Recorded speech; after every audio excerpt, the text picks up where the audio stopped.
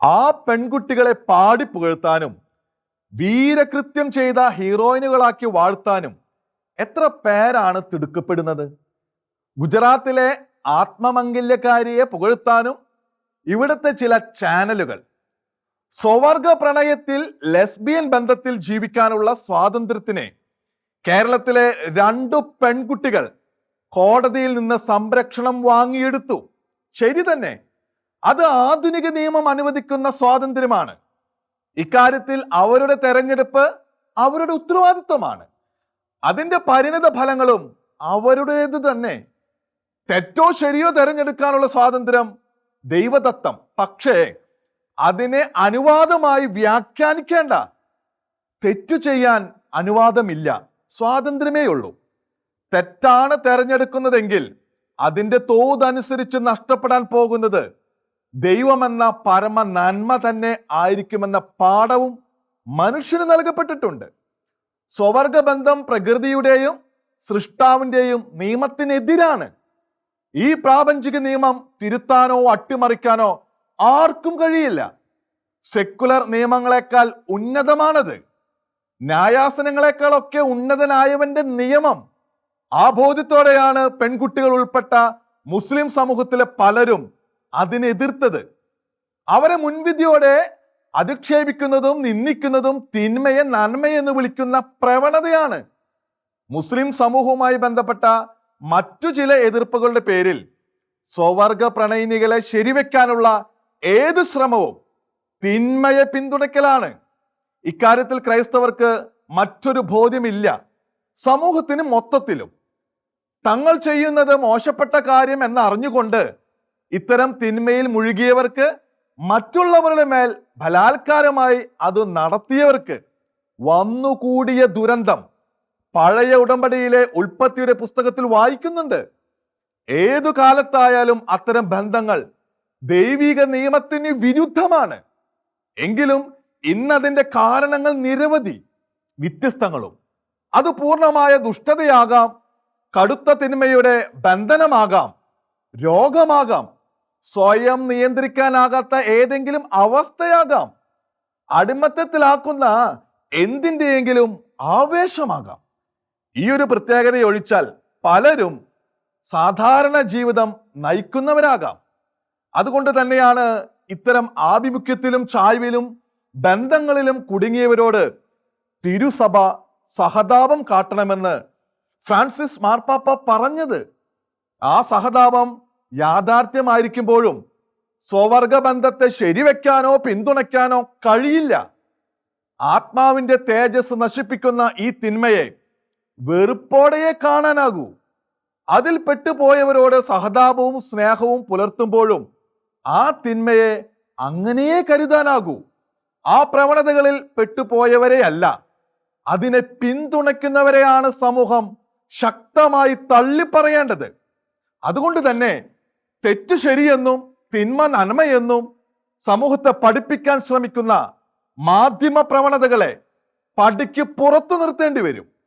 ചിന്തയും ജ്ഞാനമുള്ളവരുമാണ് മുമ്പ് സമൂഹത്തെ ഉപദേശിച്ചിരുന്നതെങ്കിൽ ഇന്ന് ചിന്തയോ സവിശേഷ ജ്ഞാനമോ നേതൃഗുണങ്ങളോ ഇല്ലാത്ത നിരവധി പേർ അവരുടെ വേഷമണിയുന്നു. മാധ്യമങ്ങളിൽ പണിയെടുക്കാൻ, ക്യാമറയ്ക്കും മൈക്കിനും മുമ്പിൽ നിൽക്കാൻ അവസരം ലഭിച്ചതിൻ്റെ മാത്രം പേരിൽ പലരും തങ്ങളുടെ ഭോഷത്വങ്ങളും വികല ചിന്തകളും സമൂഹത്തിലേക്ക് തള്ളുകയാണ്. ചിലർ ദുഷ്ടലക്ഷ്യങ്ങളില്ലാത്തവരെങ്കിലും തങ്ങളുടെ അപാക ചിന്തകൾ പങ്കുവെക്കുന്നു. മുമ്പ് അച്ചടി മാധ്യമങ്ങൾ മാത്രമുണ്ടായിരുന്ന കാലത്ത് ക്ഷുദ്രചിന്തകർക്കും പരിമിതികൾ ഉണ്ടായിരുന്നു. എന്നാൽ ഇന്ന് ചാനലുകളുടെ ബാഹുല്യത്തോടൊപ്പം അമച്ചർ ദാർശനികരുടെയും അഡ്ഹോക് ചിന്തകരുടെയും പഠിപ്പു തികയാത്ത ഇമച്വർ ജ്ഞാനികളുടെയും പ്രകടനങ്ങളാണ് സമൂഹം നിരന്തരം കാണുന്നത്. അവർക്ക് പഠനവും മനനവും ഒന്നും ആവശ്യമില്ല. അവരെ അതൊന്നും തീണ്ടുന്നുമില്ല. ഏത് സ്ത്രീയുടെ തന്നിഷ്ടത്തെയും സ്ത്രീ വിമോചനത്തിൻ്റെയും സ്ത്രീ സ്വാതന്ത്ര്യത്തിൻ്റെയും മഹത്തായ പ്രഖ്യാപനമെന്ന് വ്യാഖ്യാനിക്കുന്ന പ്രവണതയും ഇതോടൊപ്പം കാണുന്നു. കുടുംബ ബന്ധങ്ങളെയും അതുവഴി സമൂഹത്തെയും ശിഥിലമാക്കാൻ ശ്രമിക്കുന്ന തിന്മയുടെ ശക്തികൾ ഇത്തരം പ്രവണതകളിലൂടെ വീണ്ടും മുഖം കാട്ടുകയാണ്. ഗുജറാത്തിലെ ഒരു സ്ത്രീ തന്നെ സ്വയം ഭരിക്കാൻ തീരുമാനിച്ച അബദ്ധ നീക്കത്തെ പുകഴ്ത്തുന്ന അവതരണം വരെയും മലയാളത്തിലെ ചാനലിൽ ഉണ്ടായി. അത് സ്ത്രീ പീഡനത്തിനെതിരായ മഹത്തായ സ്വാതന്ത്ര്യ പ്രഖ്യാപനമാണത്രേ. വ്യക്തികളുടെ സ്വാഭാവിക ചോദനകളെ കെടുത്തിക്കളയുന്ന ഭീതികളും ദുരനുഭവങ്ങളും ഉണ്ടായേക്കാം. വ്യക്തികളുടെ അപഭ്രംശങ്ങളും ഭ്രാന്തൻ പ്രവണതകളും രോഗാതുരമായ ചിന്തകളും മലിനമായ മോഹങ്ങളും മഹത്തായതെന്ന് ചിത്രീകരിക്കുന്ന മാധ്യമ പ്രവർത്തകരുടെ പ്രവണതയല്ലേ കൂടുതൽ ഭ്രാന്തം? അവ പിടിപ്പെട്ടവർ ഇനിയും ഇവിടെ തന്നെ ഉണ്ടാകും. അവരെ തിരിച്ചറിഞ്ഞ് സ്വന്തം ബോധ്യങ്ങളും വിശ്വാസ പ്രമാണങ്ങളും കൈമോശം വരാതെ കാക്കുക എന്നതാണ് നേർവഴിക്ക് ചരിക്കുന്നവർക്കുള്ള പാഠം. തുടർച്ചയായ അവബോധവൽക്കരണം ആരുടെയും ചിന്തകളെയും ബോധ്യങ്ങളെയും ബാധിച്ചേക്കാം. സമൂഹം പാലിച്ചു പോരുന്ന വൈവാഹിക നിഷ്ഠകളും കുടുംബ ബന്ധ നിയമങ്ങളും ധാർമ്മിക സദാചാര ബോധ്യങ്ങളും പാടെ തള്ളുന്നവർ നിരവധി. സ്വവർഗ പ്രണയവും ഉഭയസമ്മത ബന്ധങ്ങളും അപഭ്രംശങ്ങളും ഒറ്റയാൻ പ്രവണതകളും നിലവിലുള്ളവയുടെ തള്ളിപ്പറച്ചിലും പുരോഗമനമാണെന്ന് വാഴ്ത്തുന്നതും ഇന്ന് അപൂർവമല്ല. അതിനൊക്കെ സ്വാതന്ത്ര്യ വ്യവസ്ഥയുടെയും നിയമങ്ങളുടെയും മറ്റും പിന്തുണയുണ്ടെന്നതിൽ പലരും ആശ്വാസം കണ്ടെത്തുമ്പോൾ അങ്ങേയറ്റം പ്രസക്തമാകുന്നത് വിശുദ്ധ പൗലോസിന്റെ വാക്കുകൾ. എല്ലാം എനിക്ക് നിയമാനുസൃതമാണ്, എന്നാൽ എല്ലാം പ്രയോജനകരമല്ല. എല്ലാം എനിക്ക് നിയമാനുസൃതമാണ്, എന്നാൽ ഒന്നും എന്നെ അടിമപ്പെടുത്താൻ ഞാൻ സമ്മതിക്കുകയില്ല. ശരീരം ദുർവൃത്തിക്ക് വേണ്ടിയുള്ളതല്ല. അദ്ദേഹം പറഞ്ഞത് കൊരിന്ത്യസുകാരോടെങ്കിലും ഇന്നുള്ളവർക്കും ഏറെ ബാധകം.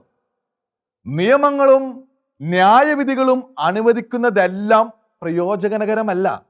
അവയിൽ പലതും വ്യക്തികളെ അടിമപ്പെടുത്തുന്നവ ആയേക്കാം.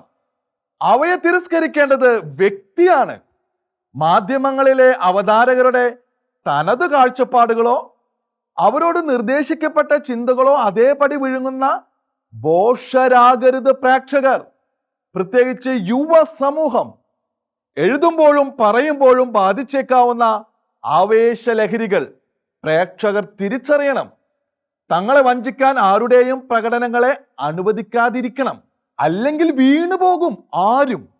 അതാണ് ദൃശ്യശ്രാവ്യ മാധ്യമങ്ങളുടെ പ്രേരണാശക്തി.